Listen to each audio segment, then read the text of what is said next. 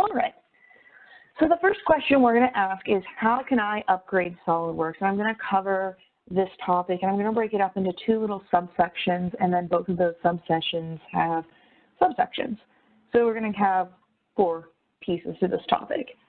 We're going to cover 2 ways that we can upgrade SOLIDWORKS. One, if I'm upgrading SOLIDWORKS, I either want to build on my old version, so I want to upgrade my previous version into my other version, or if I want to keep multiple versions on my machine. So this first topic, we're going to cover what to do when you already have it on there and you want to keep either your settings or the old version on that machine.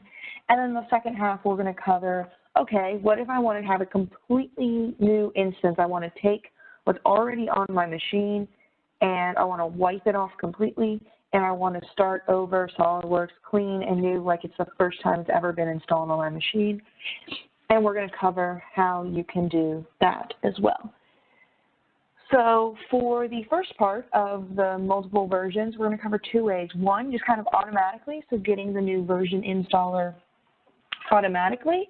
And then second, how you can get your new version installer when you're downloading it. And then we're going to cover some of the settings that we want to focus on when we're upgrading in here. And this could be an upgrade. This could be an upgrade to a major service pack. This could be an upgrade to this could be an upgrade to a major version. This could be an upgrade to a major service pack. So either one of those, both of these methods would work.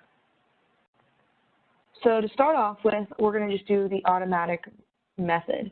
So if I go in and I want to upgrade SOLIDWORKS, I'm going to hover down on the bottom of my screen, and I'm going to see this little SOLIDWORKS icon called the background downloader. And I'm just going to right-click on it and click this button for check for updates. And what this does is it runs the installer, and it checks my SOLIDWORKS installation and tells me what new versions are available. Right now I can only go to a major or to a service pack because I'm already on the latest major version. But you notice I picked the next service pack there. It goes through, it picks up the installer. It's gonna fade in and fade out for a second, and notice it opened up the installer for that new version that I'm looking at. So it automatically got that off of the internet. Oops, skip through. It automatically got that off of the internet going through. Just gonna let this go. And so what we're going to do, spacebar does not work on, So we're going to go through and we're going to select the option to create a new individual install. So I'm going to do my individual install on the computer, and I'm going to hit next. So this is just going to modify that individual install that I have here. I can see everything I have installed, and what I want to take a look at are these settings. So because I'm going and doing just a service pack upgrade, I can't edit these settings. But if you're ever going for a major version, I highly suggest going in and changing these settings. So you'll see here I have C program files SOLIDWORKS Core 2019. And by default, SOLIDWORKS will just put it in the SOLIDWORKS Core folder. And what people can end up with is they can end up with SOLIDWORKS 1, 2, 3, 4. And it's not completely obvious which folders correspond to which files. So I suggest for that and for the toolbox, I'm going to show you these file locations in a little bit, that you name them by hitting just that little pencil icon and the change button, that you rename them whenever you're going to a major version. So this is something I'd want to customize on my SOLIDWORKS installation if I were moving to a major version. If you want to know how to install SOLIDWORKS PDM, there is an article that I've written over on our blog that I can get out to you, and I can show you how to make sure you have the right SOLIDWORKS PDM settings. So if you guys are interested in that blog, just let me know. It walks you through installing a SOLIDWORKS PDM client. So I said I was going to mention those settings for the data locations. So the first one was where the program files go, and the second one was where our toolbox files go. So normally your toolbox files are just called SOLIDWORKS data, and what I've seen happen is a lot of people will have SOLIDWORKS data 1, 2, 3, 4, and if I'm ever troubleshooting an issue with their toolbox, we can run into an issue where we're not sure which toolbox is the toolbox that they're currently using. Maybe they've been using SOLIDWORKS since 2012. They haven't deleted any of those toolboxes. They kept making a new one every time. And by 17, that means you can have 7 versions of toolbox sitting there. And we need to go through and analyze the data to figure out which toolbox is which. So by renaming this, it just makes your file set a little bit cleaner, and it makes us easily able to identify what files we're looking at. And same goes for the program file. So you can see here when I installed 2017, I didn't follow my own advice, and so 17 is just sitting in SOLIDWORKS Corp. But for 18 and 19, I went and modified it with SOLIDWORKS Corp, and that way I know which program files have to do with which version of SOLIDWORKS, and my program files are nice and organized. And this is actually going to come back to us when we go and do that full uninstall, that full clean uninstall. It's going to be nice that we have these folders all nicely labeled. Okay, but what if I've gone through and I try to do that and for some reason my computer blocks the download, or it couldn't get the download for some reason? What's another way? I don't have the background installer installed. What's another way that I can get my SOLIDWORKS up and running? So what you can do is go onto solidworks.com and go to your customer portal. So if you notice, you go to solidworks.com, you click the little guy there to get to your customer portal. Log in with your credentials. If you don't know your credential ID or anything like that, you can reset your password. And you can log into the customer portal. And from there, you just click Downloads and Updates. And you can go in and pick whichever version or service pack you need. And a common question we get here, okay, I'm moving from 19SP0 and I want to move to 19SP3. Do I have to install SP1, 2, 1 and 2 in order to get that done? No. So you can jump right to Service Pack 3 even if you're on 19SP0. And you can jump to SP3 even if you haven't installed 19 at all. So you don't have to hit the intermediary service packs. You can jump to whichever service pack you need from here. Now, a question we get a lot in support is, well, what if I went and logged on to my customer portal and I have those padlocks? So if I have something here saying my active subscription is required for service. Our previous coworker, Toby Schnars, wrote a great article on our blog letting you know what to do if you have those padlocks in your customer portal. So if you go and you take a look at this blog article, it really walks you through step by step getting rid of those padlocks so you can get to your download. But what if I've done all that and the padlocks are going to be locked for a little bit and I really just need to get SOLIDWORKS downloaded? Well, in that case, just give us a call. And what our tech support people can do, so you can give us a call. You might even get connected with me or Peer. And we'll send you a link from the FTP, and this is going to be the full download. So as long as you guys are on subscription service, so you're allowed to have the newest version of SOLIDWORKS downloaded, we will send you the full download for the newest version. If you're off subscription, we'll send you whichever version happened right before you went off subscription. We'll send you the full download, and this is like if we'd sent you a DVD of the SOLIDWORKS file. So it's going to contain everything on there that you need in order to install SOLIDWORKS. Forewarning, these are like 15 gig files, because SOLIDWORKS is a pretty big program. So it can take a little bit to download, but if you're in a pinch and you need that and you can't get your customer portal, or the download's not working, or even you need to put these files on a computer that doesn't have access to the internet and you need a way to do that, that's your way to go. So just give us a call and support, and we'll definitely help you out. Okay, so that's if I have a version already and I want to just go through, but what if I want to get a completely new install? I want to completely wipe SOLIDWORKS from my computer. So I'm going to cover two things, the automatic way and then the manual way. So we have an automatic way to wipe SOLIDWORKS from our computer, and we have a manual way. So with the automatic way, what we can do is if I go to my Start menu and I go to Program Files, where you can normally start to uninstall software, And I go to Programs and Features, and I scroll down to SolidWorks. Got a lot of Microsoft SQL stuff in there. Right-click, and I hit Uninstall.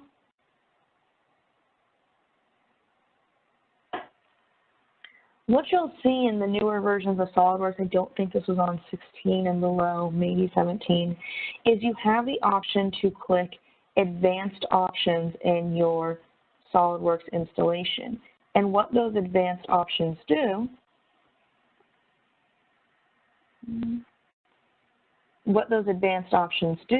they allow you to go in, scroll through them. So if you just hit this change button right here, and you can delete all of the specialty folders off of SolidWorks, and it will do that clean uninstall for you. And it will wipe off the registry entries, and it will wipe off the program files, and you can have a nice clean uninstall of SolidWorks. But what if that's not working, or what if after I've done that it still seems like SolidWorks is kind of hanging around and I want to do a completely clean uninstall of SolidWorks? Well, we have a manual method for you, and we actually have, I'll pull this up here.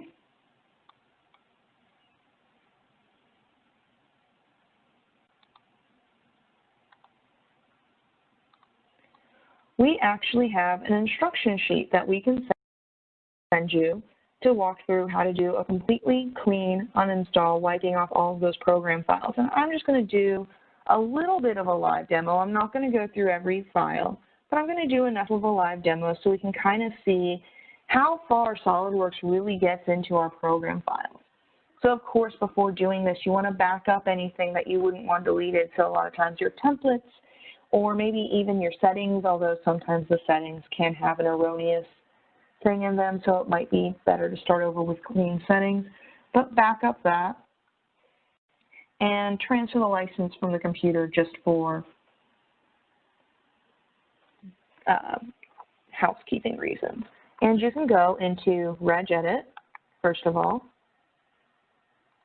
So if we open up regedit and we go to H key current user, so I'm going to drag up to H key current user software and SolidWorks, and this is only if I want to get SolidWorks completely off the computer. So I've uninstalled it, but I still want to remove all of those files hanging around.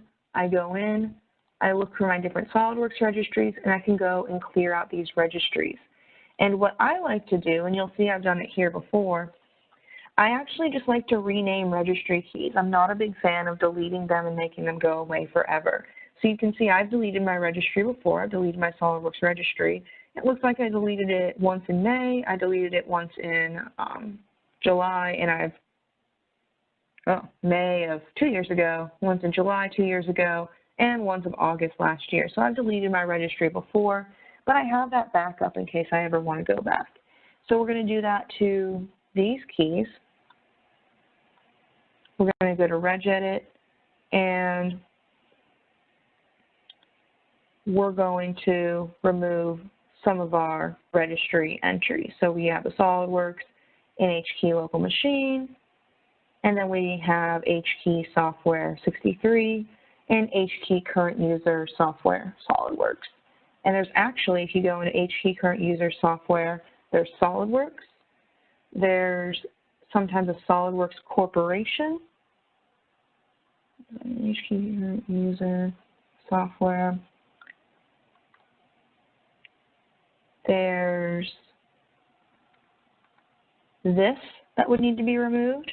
There's eDrawings, which gets installed along with SolidWorks, which sometimes that's Evernote. eDrawings that sometimes needs to get removed with SolidWorks. So you'll notice there are a lot of keys just not named the SolidWorks, which is why I'm not going to go over this explicitly, but I'm just letting you know it puts keys in a lot of places. And if you have the licensing manager on your computer, that's also located right here, this FlexLM licensing manager. Then what we have to do is we have to go in and we go into our program files. And so in our program files, we have a few places. So there's Default Systems, where some SolidWorks stuff gets installed. You have SolidWorks Corp, which I talked about earlier. SolidWorks PDM, if you have that here. SolidWorks Version. depending on what you have installed, there's sometimes a Cosmos folder. And you just want to look at here for anything kind of relating to SOLIDWORKS. I have tech support tools as well, but that's actually something different just for us. You're going to want to do the same thing in Program Files 86. So same thing, I go through here and look for any SOLIDWORKS related files. And I'm also going to want to do the same thing in Program Files, Common Files, and there's a SOLIDWORKS folder that some information gets put in here as well. So SOLIDWORKS really does get put in a lot of places on your computer. And then I'm not going to go through each folder just because that could make for a very boring webinar. But there's some program data, your username, and something specific on here, your username and any user who's used SOLIDWORKS on this computer. So see user's username. Also includes anyone who's used it on the computer. So it may be your username there, but if someone else has used it on your computer before, you're going to want to wipe the username document, SOLIDWORKS downloads, and the backup directory from theirs as well. You can just perform a clean install of SOLIDWORKS, and you can get the downloader the same way I showed you, just going onto your SOLIDWORKS portal, getting the downloader, or calling us up and we will send you the full SOLIDWORKS download. But that is your way that you can do a clean install of SOLIDWORKS. All right, so we went through and we covered ways that we can install SOLIDWORKS if we're looking to preserve previous versions or settings from previous versions. And then we went through and looked at two processes that we can use in order to do a completely clean uninstalled SOLIDWORKS. And if you guys are interested in getting the clean uninstalled document, shoot me an email or shoot me a chat, and I can definitely send you that clean uninstalled document so you can have it in your files. So be sure to let me know if you would like that.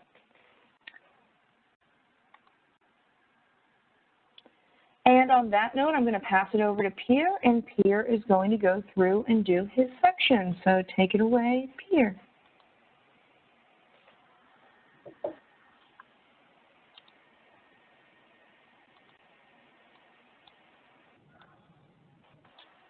All right, thank you very much. Let me see, just got to get the screen share enabled here.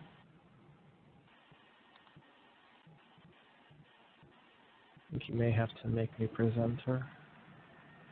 I think I did. Oh, I thought I did. There you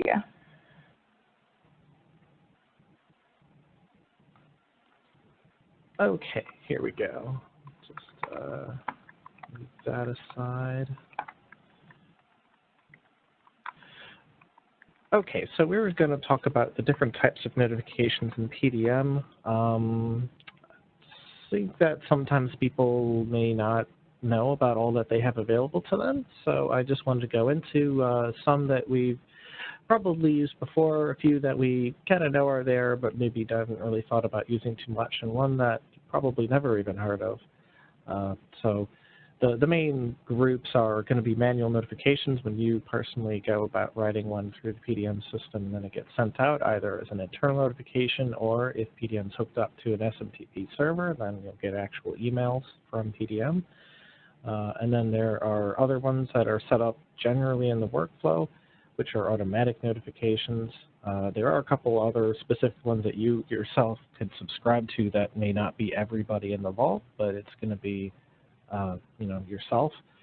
And then there's a thing called an XML notification, which I think is really kind of neat. I haven't heard anybody talking about it, and there's a lot of automation power there. So we'll get into that in a minute. So the manual notification, there's a couple ways that you can start one of these. One is just to open up the PDM inbox in the lower right corner in the system tray. Just use the blueberry icon, right-click on it, go to inbox, and then you've got the ability to create a message with some different formatting and such, and you can send it to a particular user or a particular group, and that's how that one goes. Pretty straightforward. If you notice that there's a file checked out by somebody and you want to send that person a message, you can definitely do so. Just hover over their name, and then a little pop-up shows up that shows who they are, little info about them, the files they have checked out, and I just hit the send mail link there, and it will begin sort of the same process, and you can send a notification to that person. Another way that you can notify some people is you can right-click on a file or a selection of files, or perhaps even a folder, which will be then including the files underneath, and choose to the notification flyout. You can choose to notify a colleague, which is just anybody. But if you choose user who has checked out the file, then the neat little thing is not only does it pre-select them, but then you get a hyperlink to this file, and then you can begin your email about whatever. And if they select that link on any machine that has a vault view selected for that vault, then it'll browse right to that file, perhaps open it, and it's sort of a nice little time saver that way.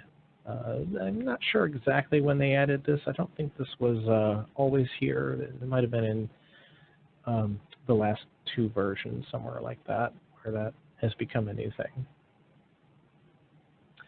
So then, as far as automatic notifications, the one that most of us are familiar with is when you set it up on a transition to notify a group or perhaps a particular user selection of people from that group. Then that's where this is going to be. This is going to be done by the admin in the workflow editor. You select the transition and then go to the notifications tab, add a folder notification, and then configure those groups and whatnot. And again, if you select dynamic, then the user has the ability to choose, 1, 2, 3, all users that they want to notify. So it gives you some flexibility. You can also restrict it to say, okay, well, I want to notify people from project A, but only notify whoever initially created this file, or notify the person who has last transitioned this file. So, in the case of the next transition in this example, where the first person submitted it for approval and the next person either approves or rejects it, then it will notify that one person only and not a bunch of other people the results of that choice. A couple others are, if you select a workflow state, you can set the delayed state. So let's say, for example, Charlie Brown has submitted some documents for approval, and they've been sitting there waiting for approval for a few days. Then it will notify a group of people that, hey, somebody really should look at this. Nobody's looked at this, and please take a look at it. And then if it continues to sit there, it could continue to notify them in maybe a shorter period or a longer period. So we could say, well, wait 3 days at first, and then every 2 days after that, keep pinging notifications about this file until somebody handles it. You can also set up notifications for whenever a file is checked in when they're in the state, or when they're checked out in the state. I don't see those used too frequently because they can get pretty busy, I would imagine, but they're there and they could possibly be useful. And then you have some custom notifications that you can choose. So you can select a group of files and say, or a file and say, notify me whenever this thing gets checked in. I know that somebody's working on this for a while, but I really want to hear when they finish checking it in so I can see what their updates are. Maybe give some feedback, or maybe check it out myself and make a few additions as well. Or maybe, as soon as somebody does start working on this, I want to clue them in on something so that they're not going to be caught unawares about some change that I made recently. So yeah, you can just select some files and do that. You can also say, well, I want to know as soon as this file arrives at a certain state. Maybe you're not on the typical lists to be notified about, when a file gets approved or a new ECO starts or something like that, but you want to know in this particular case, then you can do that. And this is open to any user. So then you have this little notification editor. If you go to within the Vault View, Tools, Notify, My Notifications, or you can right-click on some files, go to the notify flyout and choose my notifications. It'll show you all the notifications set up in the Vault there, all of the workflow-based ones, automatic ones, and then anything that you've added custom, like those I've mentioned just here on the left. They're going to show up in here, and you know, you can add more, you can unsubscribe from some, you can remove any custom ones you've defined, and whatnot. I don't see too many people utilizing this. It is actually possible to unsubscribe from admin-defined notifications, so I want to caution you from doing that, because you may then no longer be updated about something, and it could be a little difficult to troubleshoot that out. Only you are not receiving notifications. Why? Well, you unsubscribed from the notifications. But if for some reason that's important, that you don't need to be there, then you can do that. Okay, so the last one. I kind of stumbled on this the other day, and once upon a time, EPDM implemented the XML import and XML export feature for PDM Professional. I think this was back in like 2008 when they first introduced any of that, and it was either then or maybe some subsequent year they added the ability to import XML files to PDM that defined notifications. So just, you know, emails to particular users or emails to particular groups. And basically what you do is you craft an XML file that has the correct information, and then it gets read by the system, and then those emails, whatever is defined in that XML file, is sent out. I think that's kind of neat. I'm actually a little bit surprised I didn't discover this sooner than this year, but there's almost no documentation on it. So the really kind of cool thing is this is basically completely out-of-the-box functionality. It doesn't require any real customization. You just have to have a way of crafting these XML files, which, you know, at first look, you're like, well, that's a whole lot of work. You know, and basically you'd save these to some network path or some path that the PDM database server is looking at, and then it'll process them.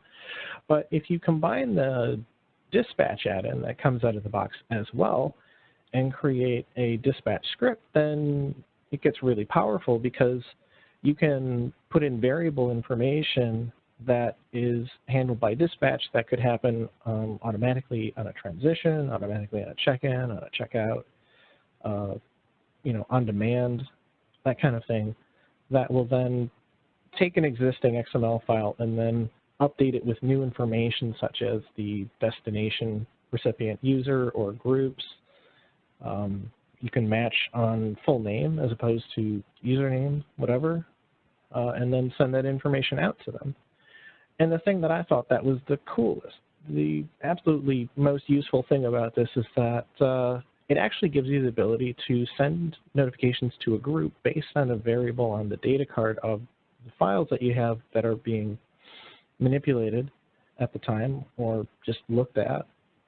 And for years, people have been looking for that functionality, and I don't think they may have finally sort of implemented that a little bit recently. But up until recently, that's been something that you needed a custom add-in to do. And granted, using dispatch is an add-in, but it's a out-of-the-box add-in as opposed to one that you are creating or having somebody create for you. So I'm not going to go into a demonstration about that now, but I just wanted to mention how I think this is really kind of cool, and there's potentially some pretty good use here. But anybody who's going to be getting into the straight from support drawing, and if they win, we'll give you a demo, some sample scripts, and, you know, kind of see how that works. Otherwise, we'll probably cover the more detail, the in-depth, at a later time on a blog or a video or maybe another straight from support. So anyhow, that pretty much about covers the topic of notifications in PDM. There might be some straggler topics out there, but those are kind of like the main ones that I wanted to cover there. So thank you very much.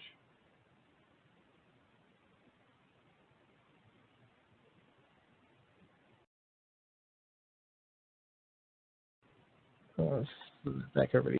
All right, thank you, Peer. I am making myself presenter again.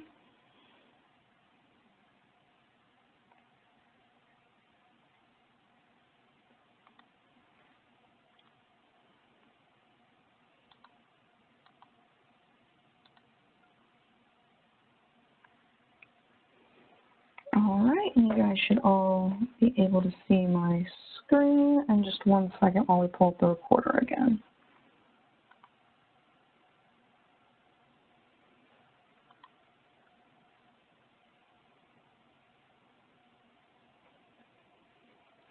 All right, so the last topic.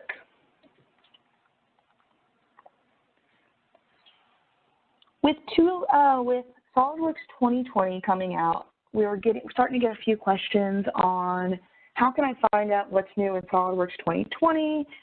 When should I upgrade to SOLIDWORKS 2020? Is it going to have something that I'll find particularly useful? And so I wanted to show you guys a few ways in which you can find out some new stuff in SOLIDWORKS 2020. So the first thing that I wanted to take a look at is our blogs. So I just have these little symbols kind of just to remind myself, but the first thing I want to work on is our blogs. So we here at Fisher Unitech have a blog. Peer and I have both created blogs before, and there is a blog that happened a little bit right after SOLIDWORKS World on the new 2020 features, and as rollouts get going, you'll start to see more and more blogs talking about the new SOLIDWORKS 2020 features that you can look forward to. So keep an eye on our blog, keep an eye out for the SOLIDWORKS 2020 search, and you'll see new functionality and new information, and so will be written here, and sometimes they even link to videos that will give you kind of step-by-step or really good demos on what's going on with SOLIDWORKS 2020. All right, there's also documents that SOLIDWORKS puts out every year. So this is the What's New document from 2019. 2020 is still in beta, so the beta version of the document is out right now, and I can show you guys how to get that when I cover beta. But I wanted to run through the 19 document because this is open to everybody, not just those using beta. But it walks you through step by step the new enhancements every year. It has a star for when there's like a special alert or a special asked for feature that people have really been asking for. So like last year, bounding blocks and assemblies, property manager silhouettes, external reference additions, more options in Treehouse, and just stuff like that. So this is a really good document, and I understand it's a really long document, so maybe look out for the little stars here on some stuff that is really cool, but definitely be sure to check out the entire document. It has some really good things, especially if you tend to focus on simulation. The whole simulation thing is about 10 pages, sometimes it can get to 15. So just read through that and see if there's anything you'd really like in the new version.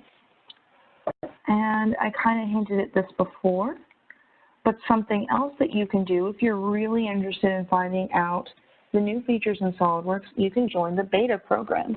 So if you go to SOLIDWORKS and you go home, you'll see the information where you can look at SOLIDWORKS beta. So SOLIDWORKS 2020 beta. And notice your What's New 2019 link is right here. But if you wanted to look at SOLIDWORKS 2019 beta, you can click on the link right on the SOLIDWORKS homepage, and you can work on SOLIDWORKS beta. You can download it. You can also test drive it online, so you don't have to download it on your machine. So you can log in, see beta news, go in and see how you can. So if I click here to learn how to participate, you can test, and if you go to the beta website, you can download SOLIDWORKS or use the online version. And what's cool is they also, I know a lot of people don't like overwriting their entire PDM system, and they know that people don't like doing that. So in their FAQ, they've actually created a way that you can go through and test out a PDM vault on beta that doesn't have to overwrite your entire system, which is really nice there. And if you go into that and you look at the beta blogs, there's actually a what's new document already for SOLIDWORKS Beta 2, and they come out with this every iteration that they have. And I'm not going to scroll through it, but I am going to show you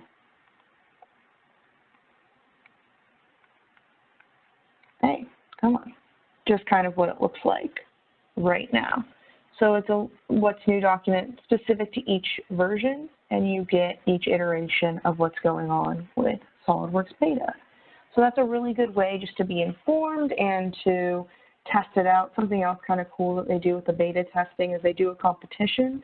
So whoever helps them the most when you're going through and looking at the SOLIDWORKS beta testing, they keep a scoreboard up on the screen so you can see which users have helped out the most with beta testing.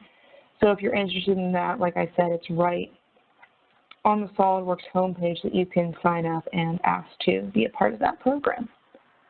The last way I wanted to talk about how you can learn what's new in SOLIDWORKS is you can go to our Fisher Unitech rollouts. And I know it's kind of a plug, but our Fisher Unitech rollouts are free for you guys to attend. They're in most major areas. I pulled up the invitation for the one that I'll be attending in Hershey. So if you want to come meet me, you can come to Hershey. And basically we have them all around. They have them in Pier's area. If you go to the Fisher Unitech website and go to events,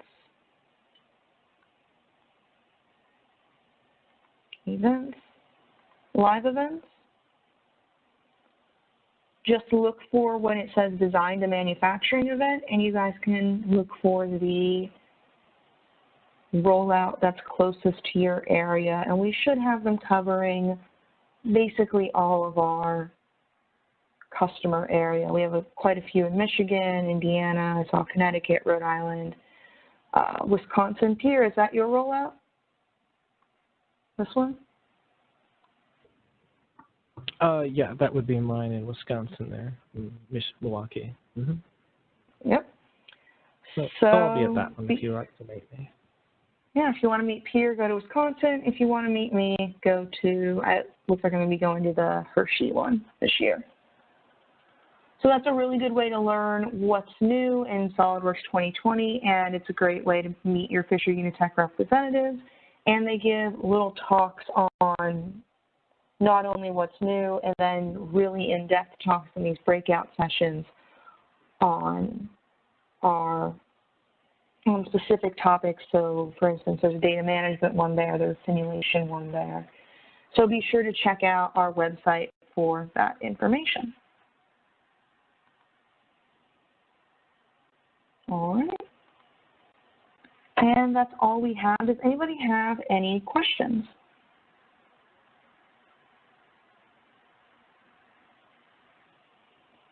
Take a look at the participants. Looks like we have a question here.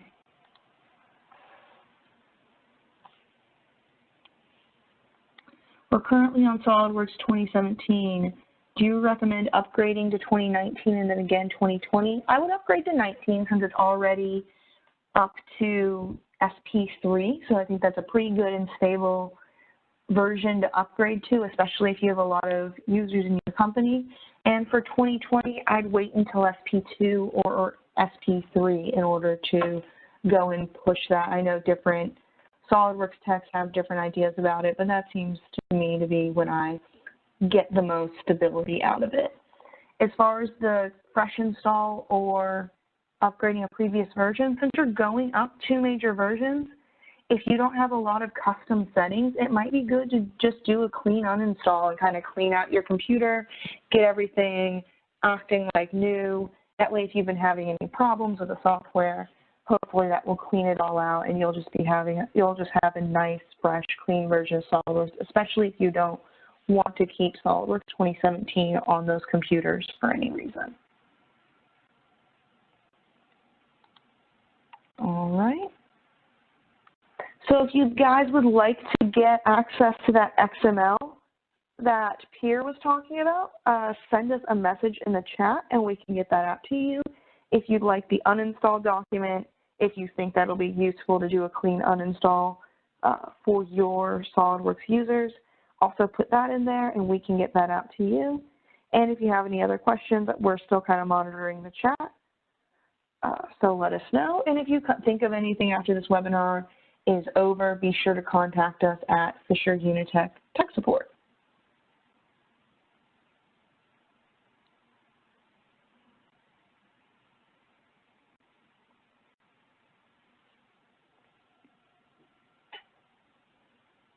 All right, guys, not seeing any more questions coming in. Shoot me an email if you'd like access to anything that I just mentioned. And as always, have a great rest of your day.